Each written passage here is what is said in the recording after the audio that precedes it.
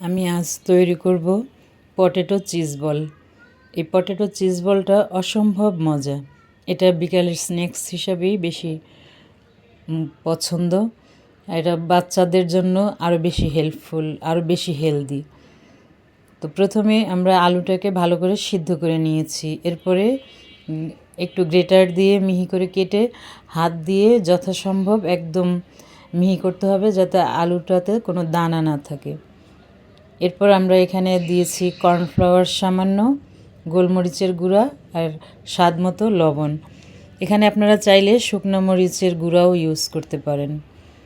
আর এটাকে এমনভাবে মাখাতে হবে, এমনভাবে দিতে হবে যাতে এটা তেলে দিলে লিক না করে। অনেক সময় এই আলুটা একটু আঠালো কম হলে তাহলে যে চিজ দেওয়া হবে ভিতরে সেটা লিক করতে পারে। খুব সাবধানে আস্তে আস্তে বানাতে হবে।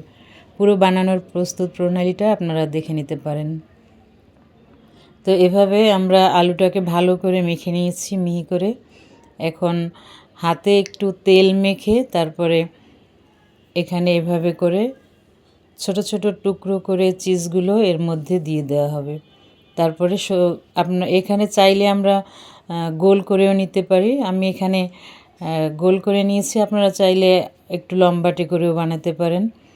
তবে খুব সাবধানে এটাকে বানাতে হবে এবং ভাজতে হবে যাতে এটা লিক না করে। লিক করলে দেখা যায় সব কিছু একদম এলোমেলো হয়ে যায় আর কি।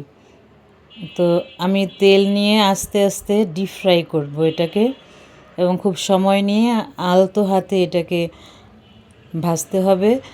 একটু লাল লাল মুচমুচে করে ভেজে আমরা তুলে এখন দেখাচ্ছি এটা কি পরিমাণ সুন্দর হয়েছে। উপরটা ক্রিসপি এবং ভিতরটা জুসি, আর যে চিজ দিয়েছি সেটা কতটা সুন্দর করে মেল্ট হয়ে একদম দেখেন একদম তারের মতো লম্বা হয়ে যাবে।